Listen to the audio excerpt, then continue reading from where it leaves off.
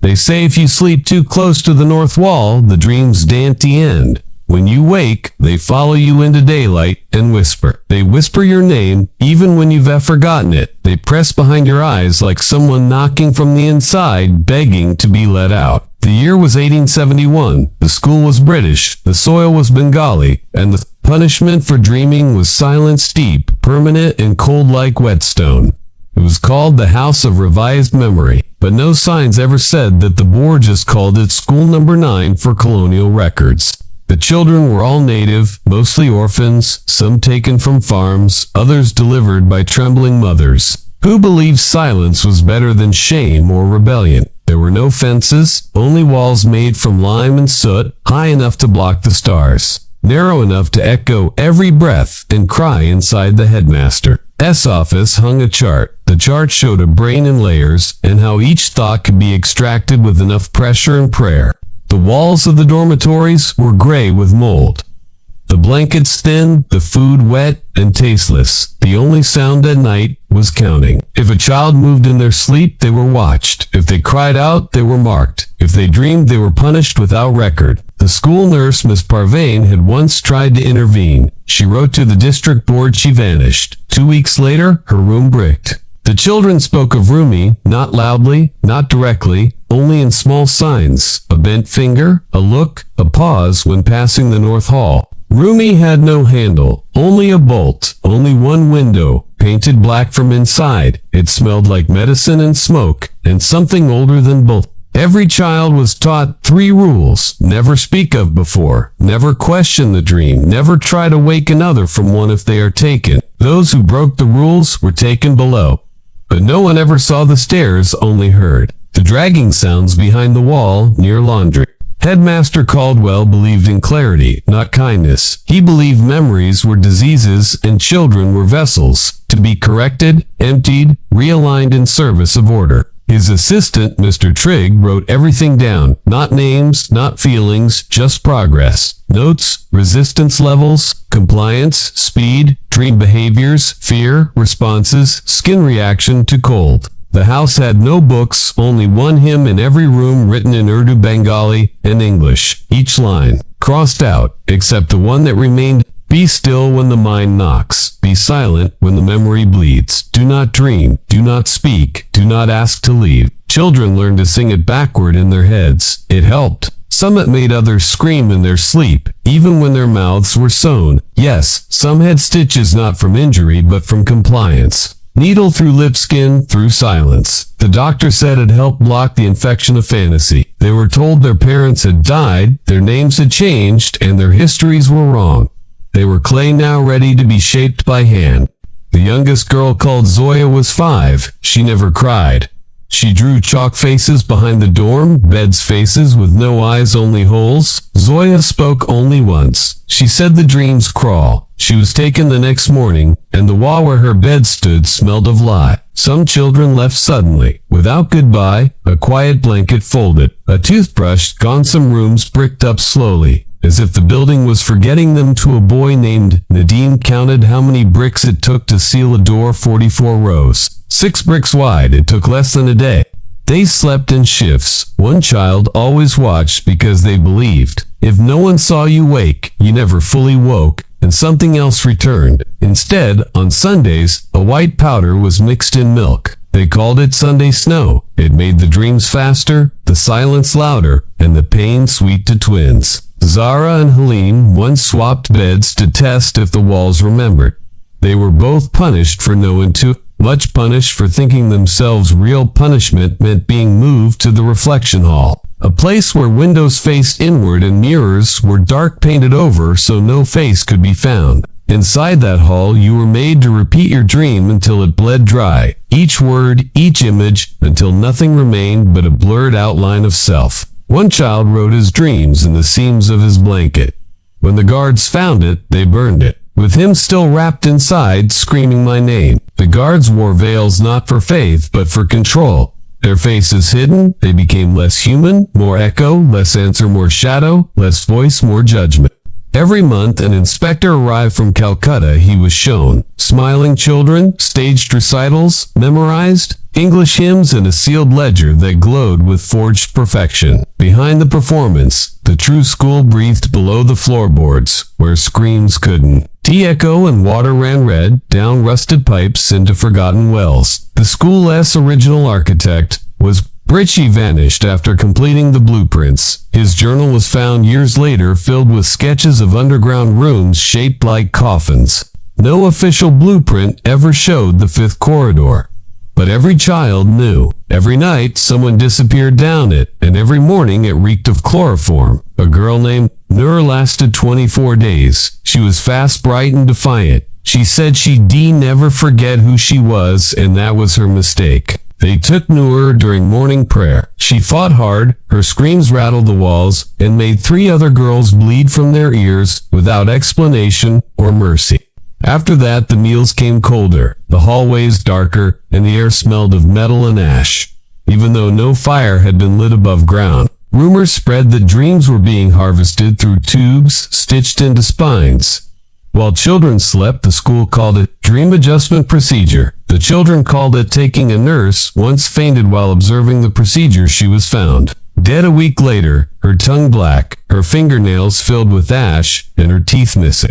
Some said the dreams weren't dreams, but returned memories that the school was erasing them. It was digging them up and feeding them back in. Wrong the nightmares weren't. Knew they were returned. Echoes, bruises of what had happened before, just with new faces, new names, same pain, same ritual, same screams. Field near the boundary, but stopped, moving her eyes wide, as if she saw something ancient. One girl tried to run. She made it to the... She collapsed. No wound, no sound, just stillness and dirt. Her body smelled like pine and rot, as if the ground had already buried her once. There was a locked drawer in the headmaster's desk. No one had seen inside until it cracked during a monsoon. Inside were buttons, teeth, and torn pages. Each page held a name, a drawing, and a time. One said, 5 minutes. Screaming D said no eyes. Third said sings after sedation. The rest just numbers.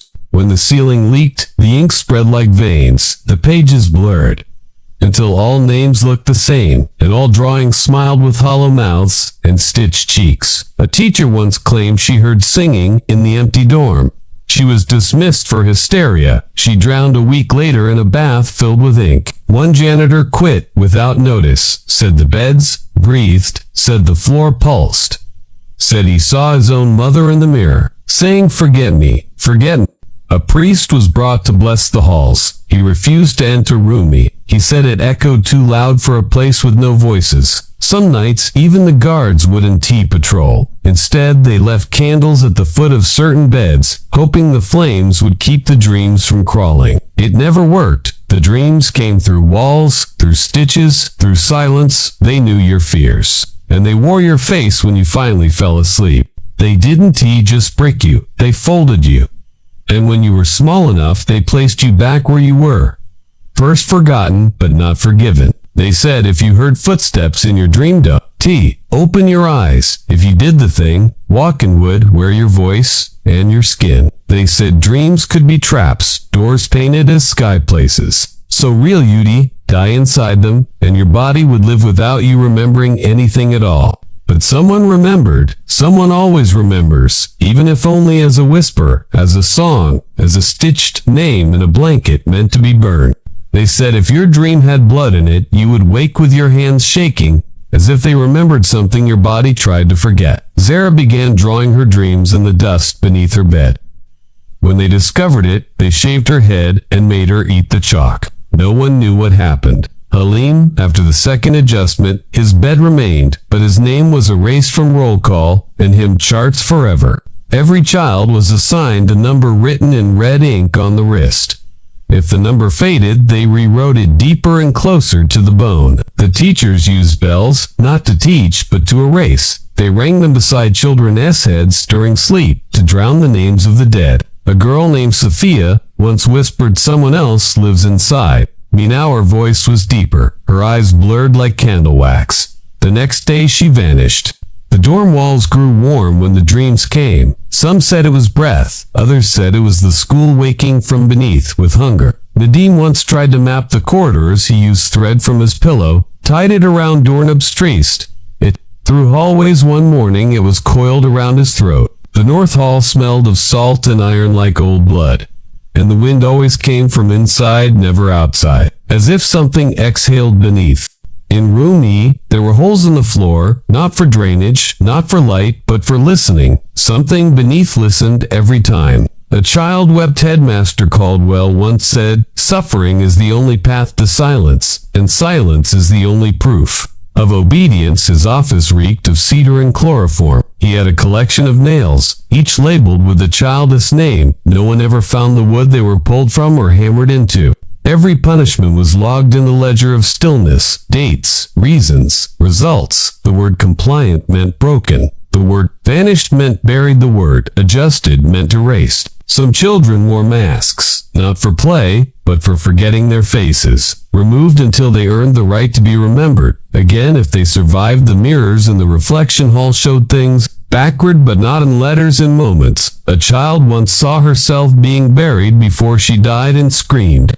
The scream echoed through the pipe system so loudly. The garden crows died and the lilies wilted. Some said the earth itself heard and turned away. One night, the hymn changed. No one knew who rewrote it. It now ended with the line, "Be still," or "The dreamer wakes and becomes you." No one slept that night. They lay still, watching the ceiling where cracks resembled open mouths and shadows moved without only memory. A boy named Ishak swallowed a needle to stop the dreams from entering. He bled for 2 nights and laughed, saying, "Now, I am still inside." He was placed in the chair, the one in the basement, the one bolted to the floor with leather straps and a drain. Beneath rusted black, no one returned from the chair, not unchanged, not whole, not awake. They came back with different voices or with none or not at all. Children began to draw symbols in dirt, ancient loops, and teeth marks. No one taught them these. The headmaster ordered the floorboards replaced. They burned them instead, leading into fire with words,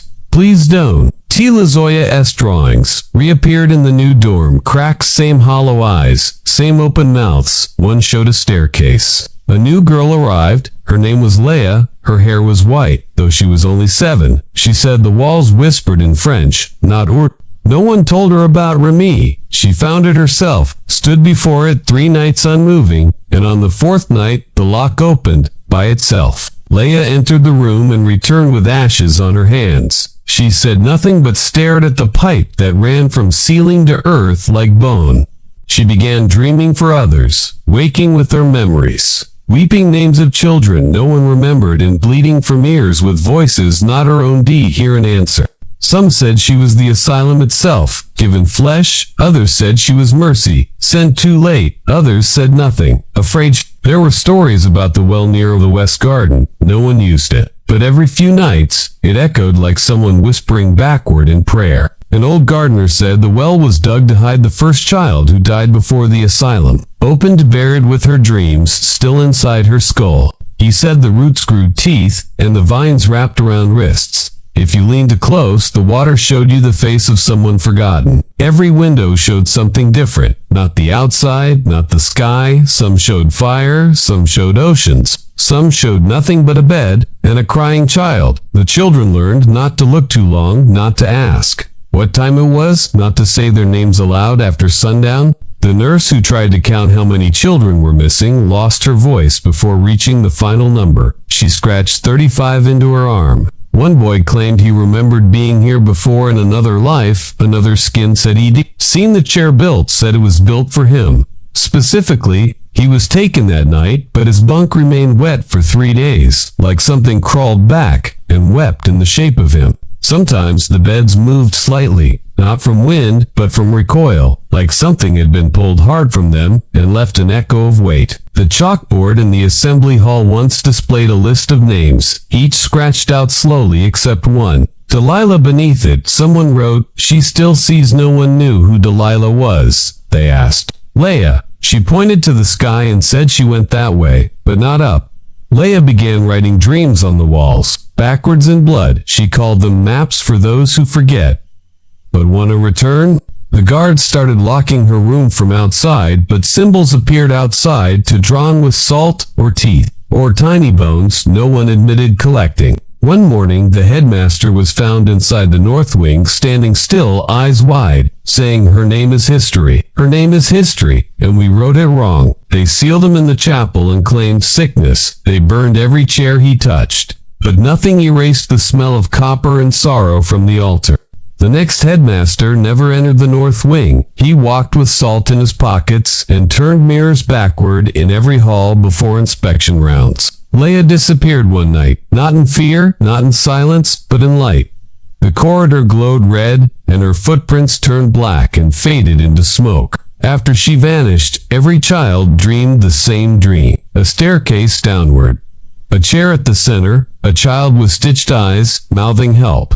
But silent, they awoke with nosebleeds, and their beds soaked in cold water. The nurse called it spiritual fever, and locked them away for 7 nights without light. One of them returned with words carved into his back. The dreamer remembers the world, forgets the building, knows the names. That boy stopped speaking and began stacking books into towers. Each tower matched a name. Each name matched a dream. Each dream ended with the same door.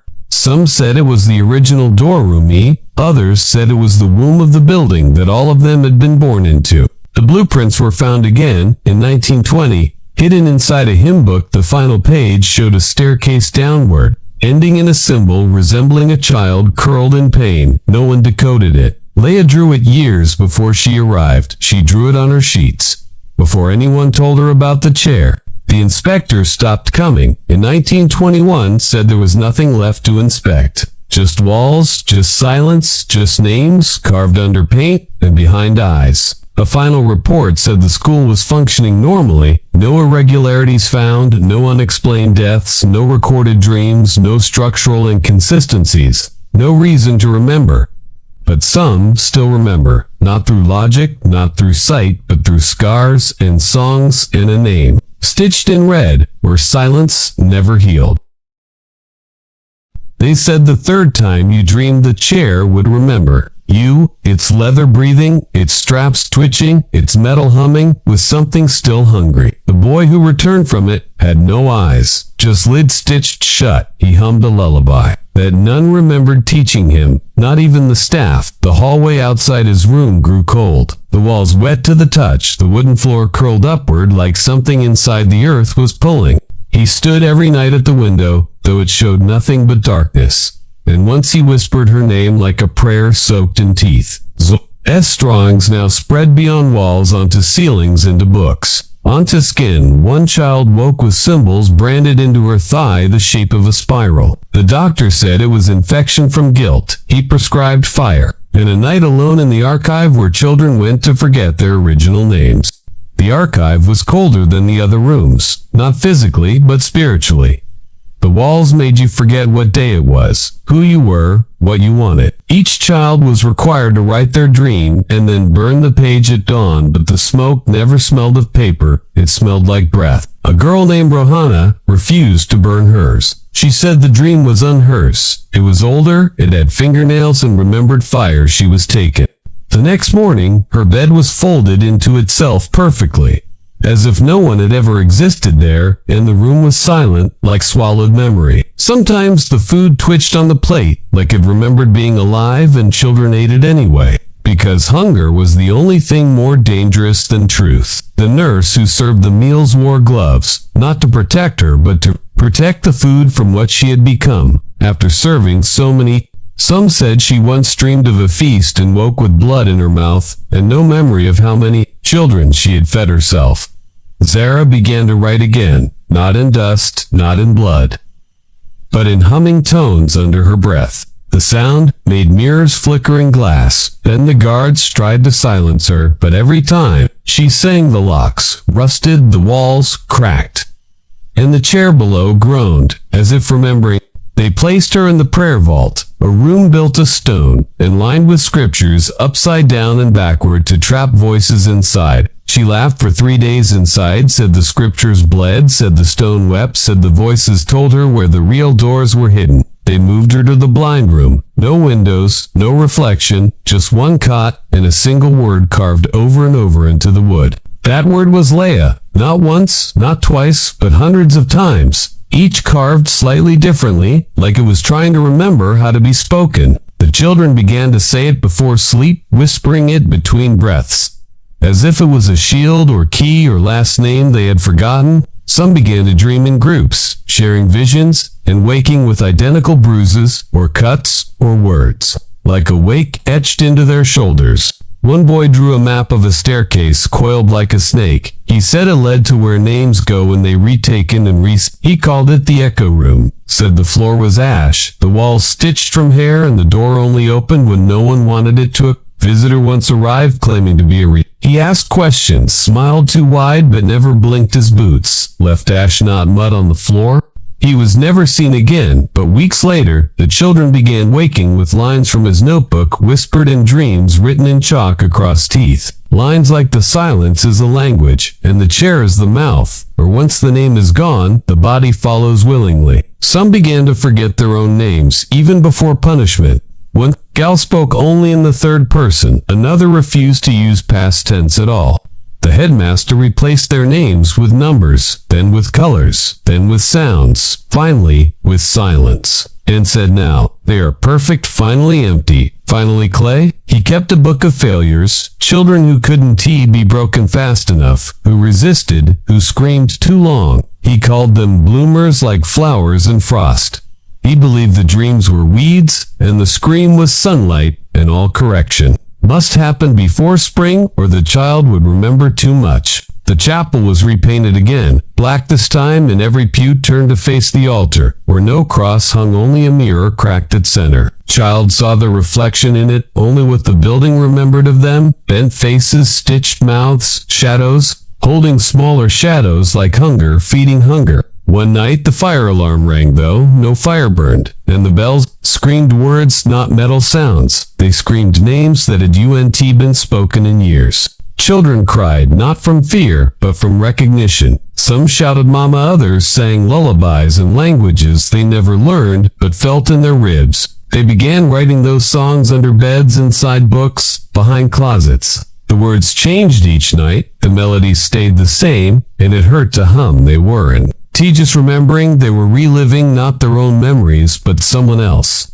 Someone who came before and burned and bled and whispered through stone. The building held those whispers in pipes behind bricks beneath tile. Sometimes they leaked and a hallway would hum or a candle would flicker against the wind. The doctor tried sealing them with scripture, with cement, with salt. But the building spat it back in blood or dreams or teeth on the pillow. He vanished on a Tuesday. They found only his shoes filled with soil, and a tooth inside each marked with initials. No one could trace. After that, the chair became colder, rusted from within, yet stronger, like it fed on fear or faith or memory. It never needed oil again. Zara returned from it, different, not broken, but brighter eyes, filled with red light, her voice deeper. She began writing names into other children. Skin, she said, the building had failed, that the memories were too loud, that the walls had started to wake, and the ground now knew its own name. They locked her beneath the chapel, the stone vault sealed with holy water and prayer. But the next morning, she stood outside, humming and covered in lilies. No one saw the door open. No one heard it, but her presence made the headmaster vomit worms and the guards forget how to speak. She asked for the archive. She said the book of failures was incomplete, and she would finish it with names the building had hidden in ash. That night, the building moaned like a whale, dying in the dark, and the bells rang without being touched and every door unlocked without key. One child said the moon disappeared from his dream, replaced by Zara. S.I. staring and blinking slow, like time itself had turned to watch him weep. No wound, just stillness, his mouth filled with hair, and the word Leia scratched into his ribs from the inside. He died the next day. They tried to cover it up, called it plague, closed the north wing, burned the beds, but the name appeared again in frost on the window. Someone remembered, someone always does. Especially when they are not supposed to, when remembering becomes the sin that brings the building down from within. They said if the walls ever whispered in your own voice, it meant the building had fully swallowed your memory and you could never leave again. Zara no longer walked. She glided as if the floor carried her. Shadow never moved with her. It stayed behind, pulsing in the opposite direction. One child drew a circle of her shadow in dust when the wind blew it away. He screamed blood from his nose and forgot his name. The staff avoided eye contact, now some sewed buttons into their eyelids. Others stuffed cotton in their ears, praying the building wouldn't call them next. New rules appeared overnight, written on chalkboards, doors, windows, even skin, always in red, always shaking. Slightly as if, just written by trembling unseen hands. Do not recall your mother's voice, do not question. If you were born, do not ask what lies behind the cracked mirror in the chapel.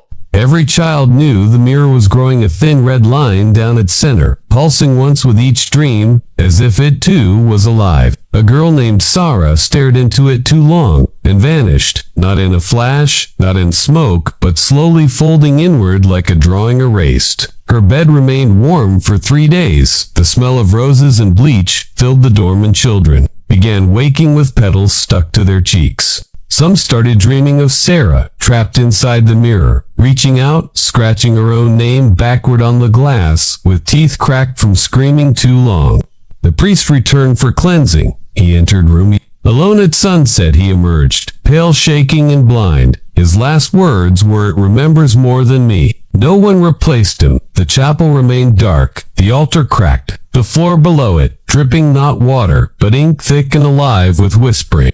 The children avoided the ink, but one boy dipped his finger in it and wrote help on the wall the next morning. His mouth was sewn, he could scream, but his tears tasted of salt and ash, and when he died, the ink spread in veins across the ceiling like a map. Zara traced the map with her tongue humming names that had been spoken since the fire. The map began glowing with soft red and teeth marks. She said the map showed where the forgotten sleep, not in graves, but inside walls, inside mattresses, behind bricks waiting for someone to call them again. The building had always eaten memory, but now it began feeding memory, back twisted, wrong, blurred, sharp, like broken. Mirrors stitched into skin. Children began seeing double shadows, some of themselves, some others their dreams, grew tangled, overlapping, until no one knew who had lived what or when. A boy woke, speaking French he never learned. A girl screamed in Latin. A dead tongue returned, every syllable a memory stolen from someone else. They were merging, layered like old books.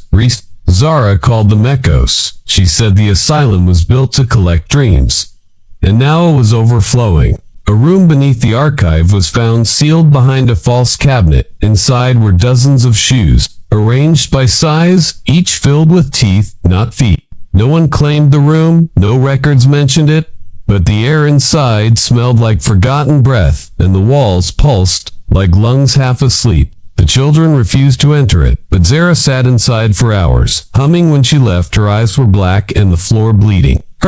She said the room was the cradle where the first scream was born, where names were melted and dreams were salted before being served to others. She told the headmaster the room wanted to speak and that she was now its mouth. He ordered her confined, but no one dared approach her. The guards who tried went blind, their fingers twisted into claws, their mouths filled with sand, their hearts beating out of rhythm like drums without hands. They were buried behind the north wall. No prayers, no markers, just stones and nails. Their graves sank faster than soil could explain or accept. One nurse stitched her own lips shut without needle. "Just Will," she said. Zara sang the name of her unborn daughter, and now the daughter cried inside her. Another nurse vanished during meal rounds. Later, her body was found folded into the food bins, eyes open, mouth full of chalk, whispering, "I am not hungry anymore." The cook hung himself with apron strings. He left a note that read, "Dreams are meat, and we served them, rare always, too rare, too warm." The children stopped eating, then choosing hunger over memory, knowing one bite could return someone else's nightmare wrapped in their own skin. Some tried to fast themselves to death, but even in starvation they dreamed, and in dreams the building found them, whispered. More Memory stitched deeper. The staff begged for closure, a final fire, an exorcism, a purge. But the headmaster refused, said learning requires pain, and memory is God's most brutal gift. He ordered the mirrors, polished the beds, realigned the hymn, rewritten this time, ending with silence as obedience and pain is the price of shape. Zara tore the new hymn from every wall, wrote her own. Instead, no punctuation, no rhythm, just names, names, names, and the line she is coming. They locked her in the foundation room, chained her to the floor, covered her in scriptures and salt. But the next morning, she was outside humming again, this time with a lantern glowing with black flame. She walked barefoot, and every step cracked the tile, each footfall like a heartbeat underground, growing louder. She walked to the headmaster's office, touched the door, and it peeled like skin, revealing a corridor. No one had built, no one had planned. Inside were portraits, children not drawn but branded, burned into walls, each smiling, each missing their eyes, each holding the name, Leia, like a candle. The headmaster collapsed, his eyes filled with dust. He whispered, "I remember now," and Zara said, "Too late," and the building sighed like a dying animal. From that night, the children stopped aging, stopped bleeding, stopped counting days. They became part of the structure, speaking only in dreams, never in daylight. A girl wrote her name backward in her eye with a needle. No one taught her how, but the headmaster said, "We are finally pure." One child woke with bricks in her belly, another with ink in her lungs, another humming 3 names, none of which were her own. The building no longer echoed it, spoke directly, sometimes in breath, sometimes in blood, always with hunger, always remembering more than it forgot. Stop speaking aloud. She wrote, with her hair, with her veins, with her teeth biting words into furniture walls and the necks of sleeping guards. The headmaster hanged himself in the attic, but his eyes kept blinking for days. One child swore she heard him whisper, "Remember the chair? Not me." His body vanished. The rope remained tied around air, spinning gently every night, as if holding something invisible, still struggling, still dying, still dreaming. Zara took the rope, tied it around her wrist, said, "Now the building is listening," and laid down in the chapel where light refused to shine. She began to melt, not burn, not bleed, just dissolve into the floor, into the wood, into the pipe, into the whisper, behind every dream. From then on, every child dreamed of her standing in the fire room, humming, burning slowly, without pain, watching them become her one by one by one.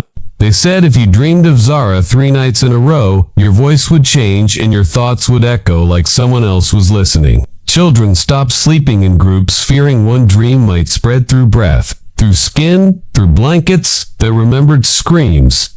Even after being washed in bleach, one child built a circle of ash around her bed the next morning. Her mouth was missing, no wound, just smooth skin and humming from her chest.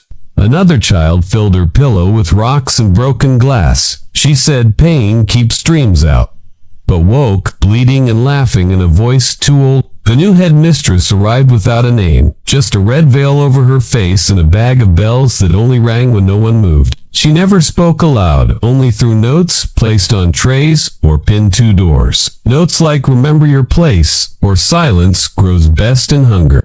The children called her the Veil, and swore she never blinked. Her shadow flickered in corners before her body turned the way dreams moved to slow. She reopened the east wing, long sealed since the fire. The bricks fell without touch, and the air smelled like teeth, like old rope, like urine. Inside, they found cages, not for animals, not for storage, just wide enough for a child's shoulders, each marked with symbols burned in reverse over rust. She ordered 10 children placed inside, 10 left standing, 20 watched, and no one spoke. When the cage doors locked without keys, only breath, only guilt. Those inside did not return, but their voices stayed screaming, not from mouths, but from vents, whispers like leaking gas, burning the ears of those who listened. The Veil wrote in red chalk across the hallway, "No child is real until forgotten. No scream is holy until echoed below the mouthless ones." That night, Zara appeared again, her skin covered in script, her hair tied with wire, her eyes bleeding memory. Not blood words, not tears. She stood in the middle of the courtyard, singing without sound. The ground trembled, and the floor tiles cracked, spelling the word enough in long, slow curves. The veil screamed and the children bled from their eyes. She struck Zara with the bell bag, but Zara vanished, leaving behind only hair and nails. Those nails began appearing in food, in beds, in the mouths of children who had never spoken. Zara's name as if it found him anyway. One child dug into his thigh with a fork, pulled out a small bone etched with the number 4, and said, "I am still her." The number spread written in chalk, on teeth, on walls, on the mirror, cracked edge on the headmistress's pillow where it bled through the veil. She fled into the archive, but the books had changed. No text, just names repeated over and over. Delilah, Leah, Zara, Halim, Rahana. She tried to burn them, but the fire wouldn't catch. The pages curled, but never blackened, and each crackle sounded like a child sobbing into their own hands. She screamed for help, but only echoes answered, and every echo sounded like her voice. Younger, more afraid, begging not to be left behind. She sealed herself inside the chapel, laid salt across the floor, read psalms. Backward, kissed the floorboards, but the building swallowed her prayers like spoiled. Milkervale was found 3 days later, wrapped around a chair, the same chair chained to the floor beneath the chapel. Beneath memory, beneath mercy. A new hymn appeared, written in blood on dorm ceilings. Silence is not survival. It is surrender. The body forgets, but the dream remembers in full. Children stopped using names completely. Now they called each other by scent, by shape, by scar. By the way, a hand trembled before the night. One child wrote the word never across her palms every morning. By nightfall, it vanished, replaced by the word again, written deeper, every time until bonus showed. The bricks in the West Wing pulsed like lungs, and the ceiling sweated ink that smelled like forgotten languages that tasted like fire when licked. Zara was seen walking inside the walls, her face pressed against stone, her hand reaching through books, her name dripping from the mouths of infants. One infant, born in the infirmary, already spoke her name, and when the nurse tried to silence him, he bit through her finger and laughed. Children began to draw staircases in circles, leading nowhere, each with one word at the center. Leah always. Leah, never Delilah. Not anymore, not since the split. Some said Delilah was the first dream. Some said Leah was the last. Others said they were the same name, just weeping in different voices. The asylum began to rot from the center rooms locked years ago. Opened on their own, revealing nothing but mirrors that reflected faces too old to belong. One mirror showed the same boy dead in 7 ways. Stitched, burned, drowned, eaten, swallowed, erased, shattered, and still blinking with Zara's shadow behind him. The nurse who entered the mirror room came out without skin, not bloodied, just blank, her veins pulsing with words no one could translate. She sang a new song. Each verse ended with "We are not clay. We are scar and flame, and nothing made can be unmade without witness." Zara began appearing in dreams of the guards, whispering, not revenge, but memory, asking them to say her name, asking them to remember each child by wound. Some guards left their uniforms folded, some vanished, some tried to hang themselves, but the rope snapped each time, each knot spelling a different missing child. Children danced at night, not for joy, but to remember their legs bleeding, their mouths sewn, their bodies spelling names into the dirt with movement. The headmistress's room was found empty, except for a small box inside it, a child's tooth burned him, and a lock of Zara's hair, still growing. The tooth bit the hand that opened it, and the lock wrapped around her wrist, carving the words "stay" in long loops until blood abated. They say the dream changed, then no longer punishment, now ritual, no longer forgetting, now returning the asylum, no longer building, now body, no longer place, now mouth. One child woke with Zara's laughter, one hummed Leah's song, one whispered Delilah's last prayer. I hope it is God, or a woman. I hope it is one who sees. The floor cracked beneath the dorm beds, revealing an underground room filled with bones tied in pairs, each wrapped in pages from the dream ledger. The ledger rewritten, now in skin, stitched together by mouths that no longer spoke, only mouthed forgiveness and silence that burned when heard. The candles no longer lit from fire, but from breath, each flame coughing memory, each wick tasting like dust and paper and infant hair. Children stood in rows outside the chapel, not praying, just watching, as the walls bled and the air thickened into hands that remembered every slap and silence. One child wrote Leia on her eyelids, another carved Zara into her back, another pulled Delilah from her own throat and held the name like a baby. No one tried to stop them. No one could. The asylum watched, smiled, blinked once, and whispered more names than anyone alive could carry. They said if you could hear your name in someone else's mouth while dreaming, it meant you were being remembered and your body would start to vanish. Children began waking missing. Fingers, toes, chunks of skin replaced with wax or glass. Their veins filled with flickering threads that pulsed with foreign memory. A boy named Sammy woke with 7 names burned into his chest, none his own. He wept ink and could only speak in reversed lullabies. He said the building was hungry, not for flesh, but for recognition.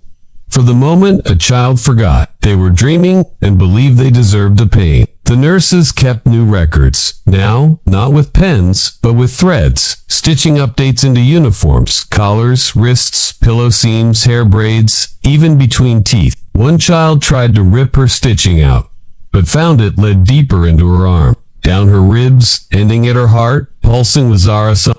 They opened her chest and found it filled with paper, her blood, dark ink, her heart wrapped in a hymn. Sheedy never read but always sang. The east stairwell vanished entirely overnight, replaced by a tunnel of mirrors, each one showing not reflections, but memories, not your own, but ones that knew you. A boy walked in and never returned, only his scream did. And it continued for 7 days, without pause, echoing through every pipe like boiling breath. Some children tried to follow him. Some returned older, some younger, some with wrong faces. One girl came back with her mother's eyes and Zara's silence. The guards boarded the mirrors, painted them shut. But the images bled through the paint, clawed through the wood, whispered through the nails at night. One guard nailed his mouth closed, claimed he heard children speaking inside his head, begged them to forget his name, said remembering would make him split again. He split anyway, slowly from the middle, like paper torn by heat. Inside were pages from the original ledger, each written in ashen skinflakes. Zara appeared inside the dream of the oldest boy, touched his head and said, "Now you will see." She opened his eyes without using hands. He woke with mirrors where his pupils should be. Saw only backward, saw only birth, saw only the first scream of every child stitched into time.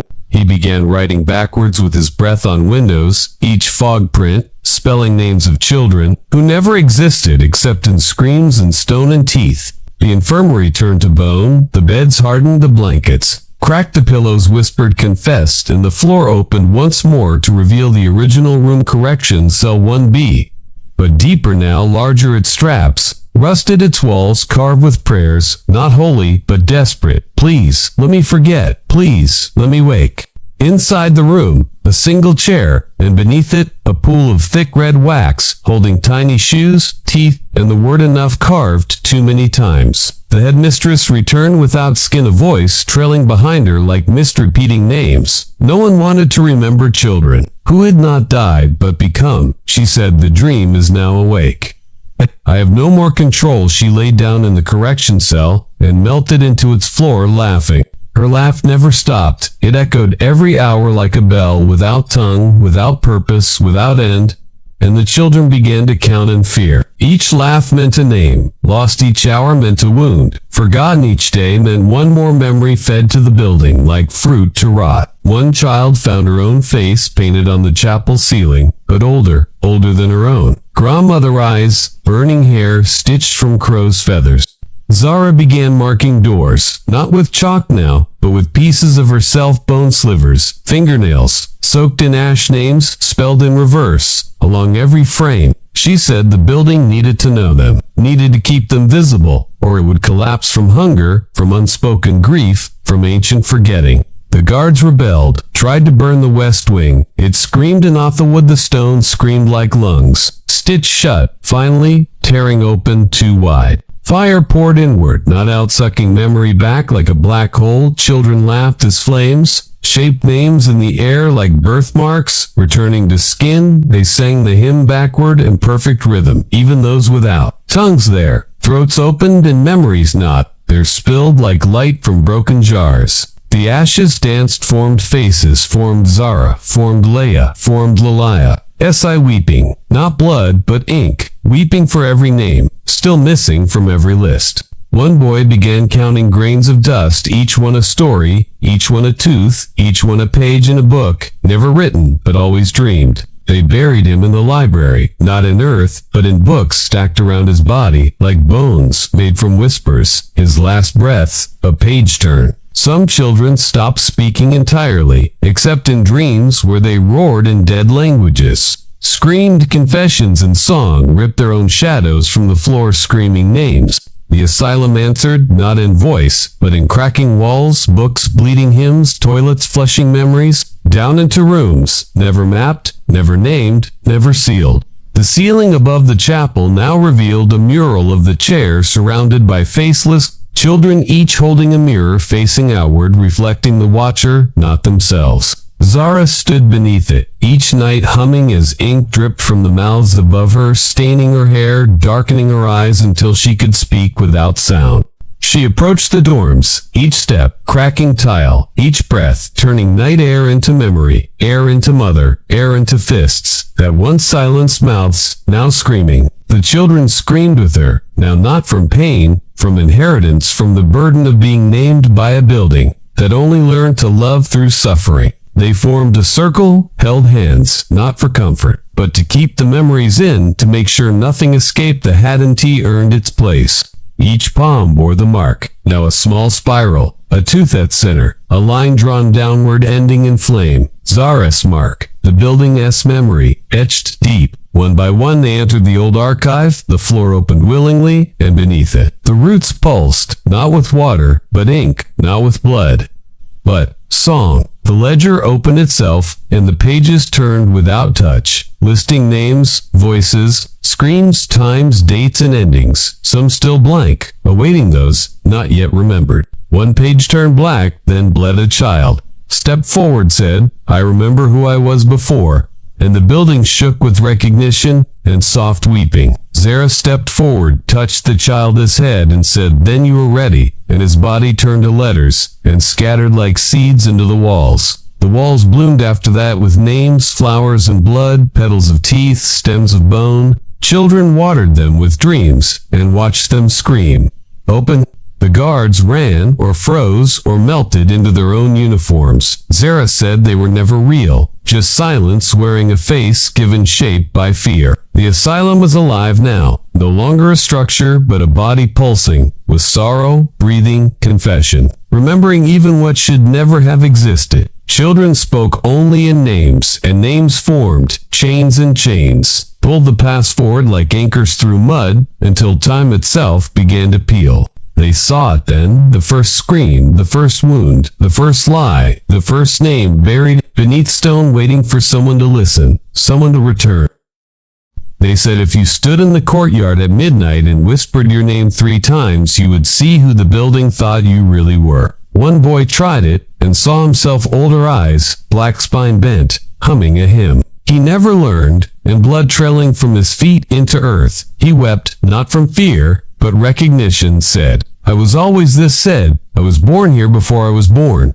Said, "I remembered the floor." The courtyard cracked beneath him, swallowed his shadow, and left his name echoing between bricks, like a ghost that never wanted to leave. Zara began speaking again, but only in echoes. Her mouth never moved, her breath never rose. Yet every child heard her voice inside their skin. She told them the building had a name, once not written, not spoken, only dreamed, and every scream pulled it closer from silence into shape. The name was not a word, it was a room, the first room, the red one, the wet one, the beginning of forgetting where mothers never came. It existed below all levels, past the bones, past the ink, past the foundation, in a place made of breath and mirrors, facing inward forever. One child found it, not by walking, but by remembering. She closed her eyes and opened. Her mouth and her memory stepped out and took her.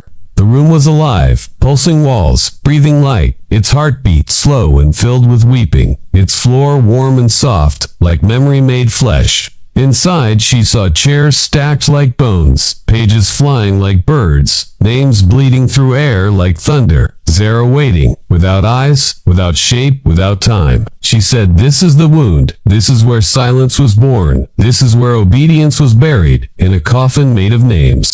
The girl stepped forward, and the room melted into her.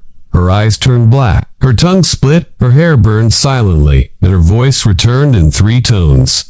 She said, "I am not me. I am every name never said. I am the story behind the scream. I am the ledger unburned." From that day, the children called her not by name but by tone, a triple hum-low, high-hollow, that echoed inside the vents at night. She spoke to the building, and it listened. Books opened to themselves, doors swelled open, wounds healed, then reopened with new scars, spelling truths long denied. One child found his real name etched beneath his bed, carved deep, hidden under layers of numbers and chalk. His real name screamed when he touched it.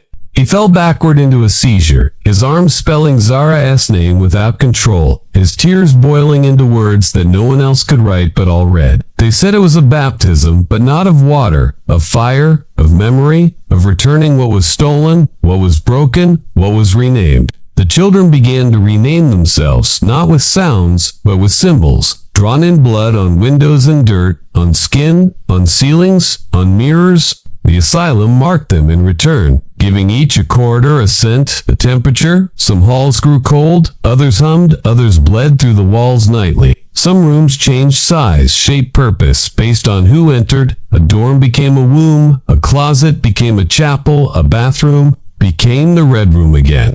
No one used stairs anymore. They walked downward in dreams and upward in breath, the building adjusting to their pulse, learning their pain and feeding on truth. They sang together now, not for prayer, not for worship, but for connection. Their voices cracked, bleeding with memory, every note an echo from the original wound. The hymn changed again, written across the walls, in pulsing mold. It read, "We are not healing, we are remembering, we are the ache made whole." The guards who remained were faceless. By then, their features eaten by silence. They walked blindly, their hands stitched to pockets, their tongues sealed with wax. One guard whispered, "I used to be someone," and the wall answered, "No, you were silence given shoes, and that was all you were ever meant to be." Zara sat in the hallway, humming, her breath steaming like smoke, her fingers tracing names into brick, each one pulsing until the brick turned soft like memory. Children knelt before her, not in worship, but in recognition, knowing she carried their lost faces and stitched them into her shadow for safekeeping. Each time she blinked, a window shattered, each breath sent dust swirling with faces, screams, hands from children. Never recorded, never counted, never believed until now. One girl found her twin inside a wall, crying dry tears. She pulled her free, skinless eyelids, still breathing, still humming Zara's lullaby in perfect tone. They sat together for hours, sharing names, drawing spirals into the floor until the hallway curved and led back to the correction room, now filled with flowers. Every flower bled when picked, every stem whispered a different truth. One said, "I never ran." One said, "They buried me awake." One said, Zara placed the flowers into beds where children had died, and they bloomed into shapes of faces forgotten by records, but stitched into the building forever. The asylum wept that night, the bricks sobbing ink, the ceilings cracking open like jaws, the floor rising like breath, the chapel altar bursting into teeth. They found the first ledger inside the altar, pages bound in human skin, inked with bile, sealed with nails, spelling obedience is silence, memory is sin. Zara opened it and laughed, not cruel, not cold, just knowing. She said, "They named us wrong, but we will rewrite every scream into scripture." She handed the pages to the children, and they rewrote them using teeth, using ash, using dreams, shaping every paragraph into the face of someone lost. The book grew too large to carry, so they buried it beneath the chair with salt and breath and the hum of every forgotten name. Each night the book turned a page by itself, and with every turn another crack appeared in the asylum's heart, and another name was set free. Some children vanished, not in fear, but in light, walking into mirrors, stepping into vents, crawling through beds. They said the dream is open, and the door is memory.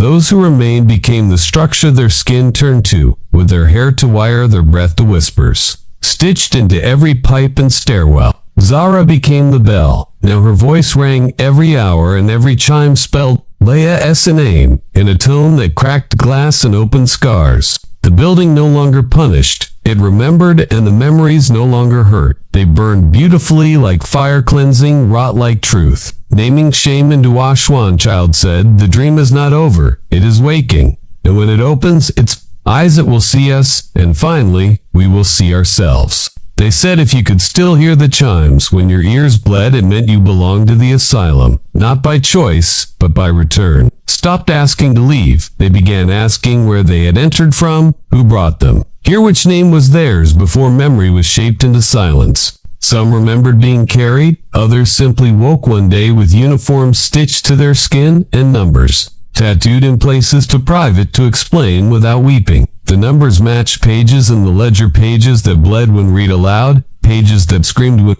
burned, pages that rewrote themselves when touched by children. One page bore no words, only scratches in a circle, like nails dragged across soft stone, each scratch pulsing when spoken to in dreams. Zara said that page was the origin, the first forgetting, the blueprint of obedience. The original script, carved before mouths, were shaped before dreams, had language.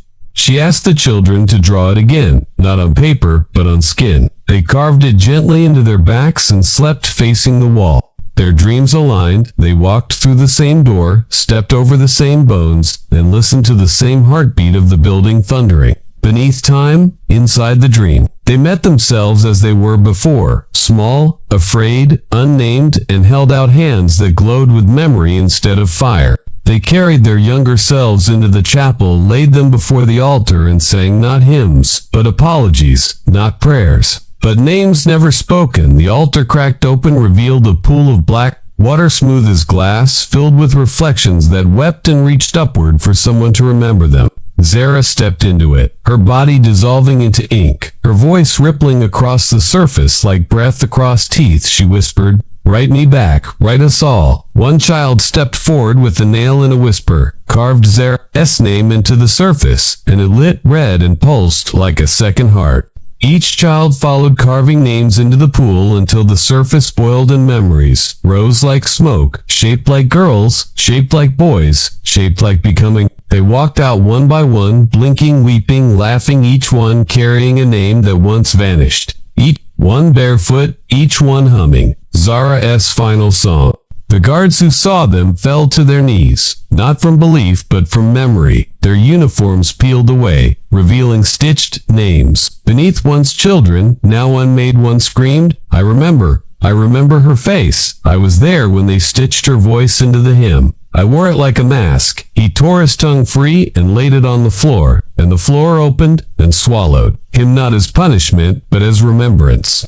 The chapel began to melt, not in heat, but in breath. The walls exhaled centuries of sorrow. The ceiling wept names. The floor turned soft as dreams. Children lay down and slept without fear for the first time, and the building hummed around them like a mother who had finally remembered their names. Each dream became a corridor, and each corridor led back to the first room where Silence had once lived, now replaced with a pulse made of names. The ledger unbound itself, pages scattering like birds, each one nesting in a different child's ribcage, whispering truths, too heavy to say aloud, but still known.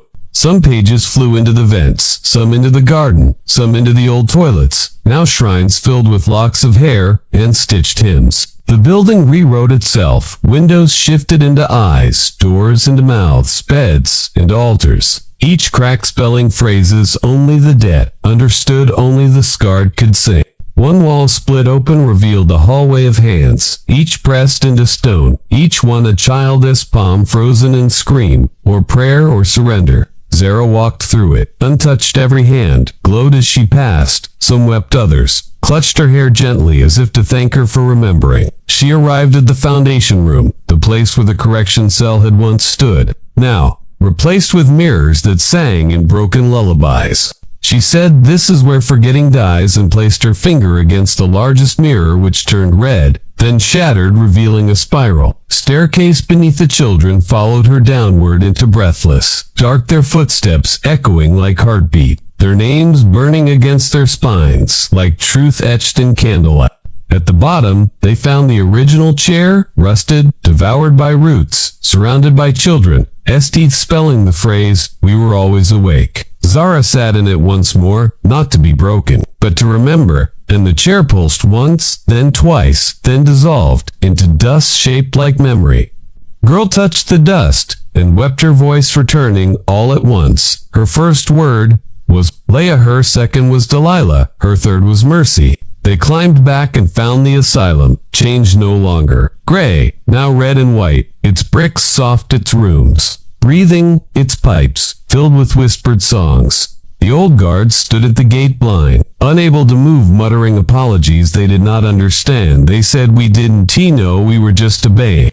Zara said, "Obedience without memory is sin," and walked past them into the new dormitory, which pulsed with light and vines blooming names into stone. Children painted the walls with ashes from old hymns and smiles from old faces, and the scars they had hidden now worn like medals of defiance. They built a garden from broken furniture and torn books, and in its center placed a mirror that reflected not bodies, but names once taken. Each night the mirror showed a different child, walking out of fire, out of smoke, out of silence, into themselves, saying, "I was here, I remain." The pipes now whispered stories. Instead of screams, they told of survival, of rebellion, of Zara's hair binding, time together like a thread stitched through forgetting. The oldest boy found his mother in a dream. She wept, but he said it, "All right, I found my name, I found my scream, and it's mine."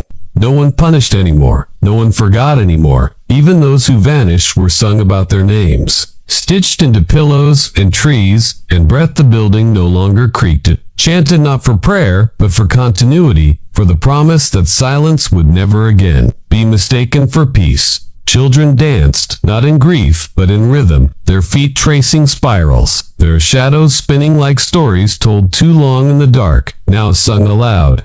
One girl said, "I dreamed of a world without forgetting." And Zara said, "You didn't dream it, you remembered it and made it real in blood." And from that night, the asylum was no longer a place. It was a song, it was a scream, it was a story kept alive. They said if you slept inside the new garden, your breath would turn red, and your dreams would carry the names of those not yet born. One child awoke, humming a lullaby that hadn't been written, yet eyes glowing, white skin, covered in names he hadn't learned but remembered as part of him. Zara stood beside him, smiling, her hands dripping ink, her hair woven into a crown of teeth, her mouth never moving, but speaking in every ear. She said the story, docent end. Here it repeats it, twists. It births itself again. Every time they try to erase what we carry in silence. The garden grew warm, bones beneath it, pulsing like roots, each flower a mouth, each petal a whisper, each breeze a child saying, "I still exist." One wall bloomed, with portraits, faces made from dust and dreams drawn by children who had never held pencils. Now, sketching scars with fingers dipped in memory, a new ledger appeared, blank pages that cried when touched and glowed when marked. The children called it the Remembrance Book and wrote with their veins. Each word hurt to write but healed when spoken. Each name bled once, then dried and settled into the walls like seeds returning to dirt. Zara turned the first page.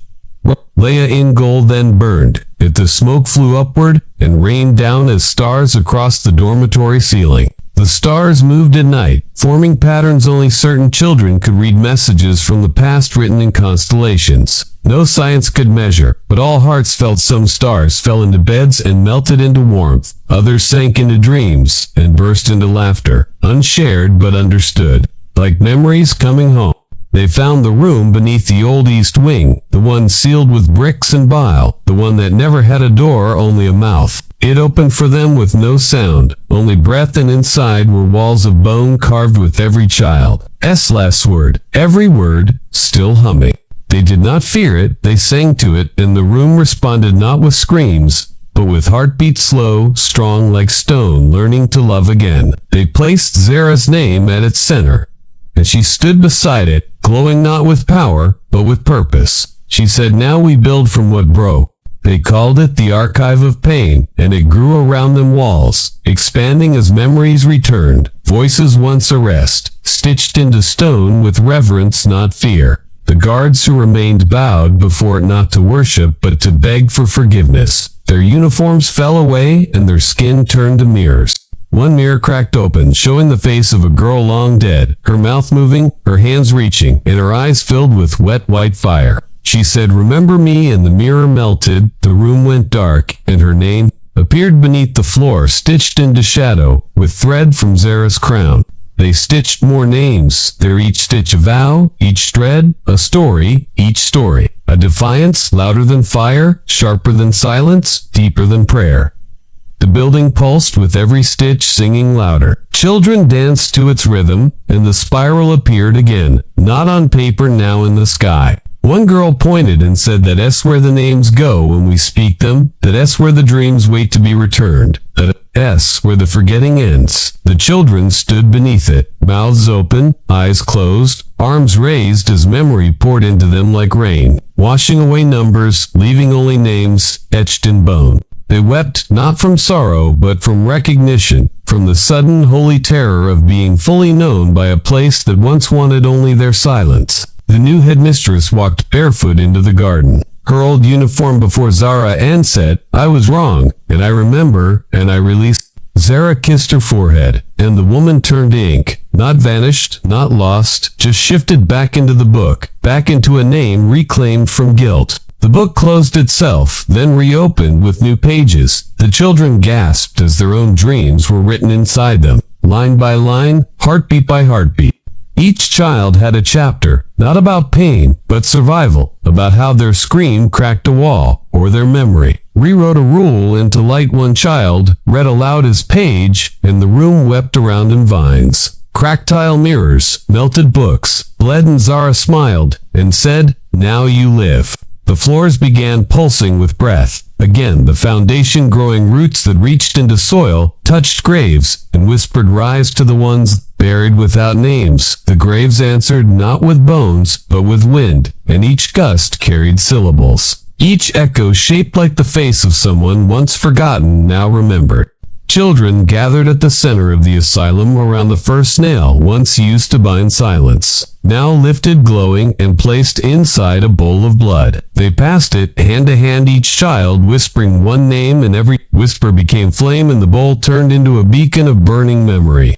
It didn't. He heard it, healed, and the flame grew into a tower of voices, screaming, singing, praying, remembering, calling names louder than bells, deeper than sermons. Her eyes closed, her body humming, her voice layered with thousands of children saying, I was here, I am here. Zara walked into it, her crown ablaze.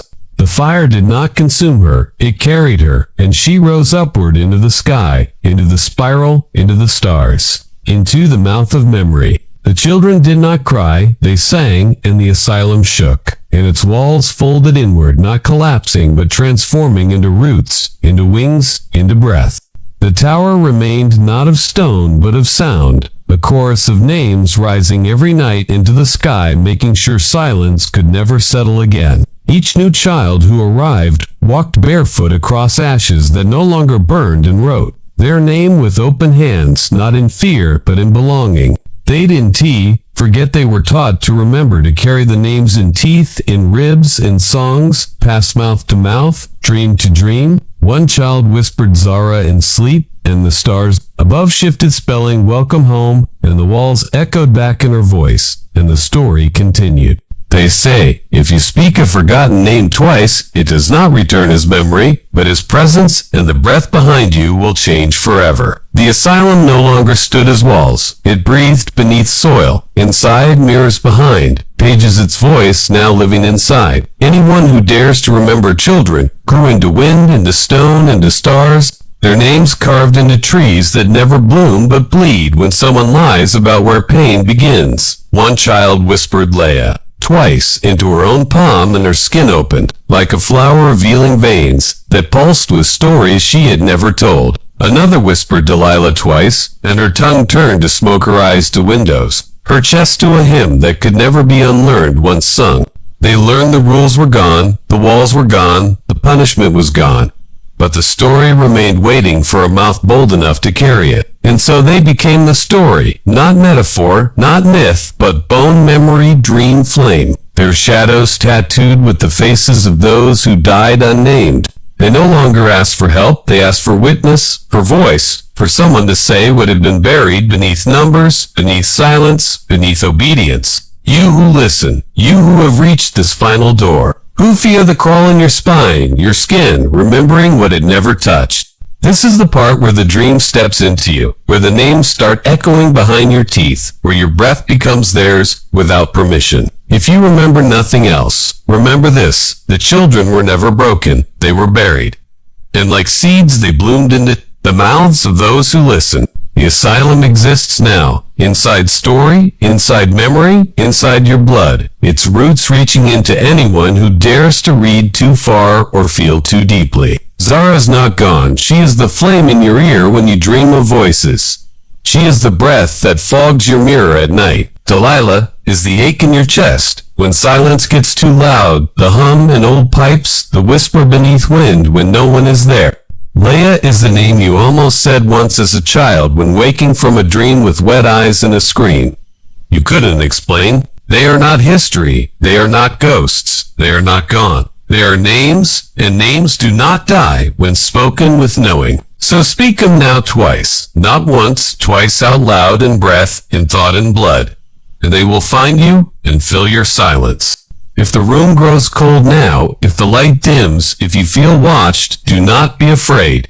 It means the story found its way home. It means you were listening with more than ears. It means you were not just hearing, but carrying the weight that others refused to name. The children never asked to be saved. They asked to be remembered, and now they ask to live inside. Those who can still feel what was stolen. They sing now in your chest, in your throat, in the places where language fails, and the echo behind the silence between two heartbeats. Their spiral is complete, their wound is open, their truth is loose, and it feeds not on blood but on forgetting, so long as it is denied. And if you ever dream of a chair bolted to the floor, or a hallway that leads only inward, or a name stitched into your skin, know that you have stepped beyond story into inheritance, and the voice behind the mirror is not calling you back, but calling you forward into fire.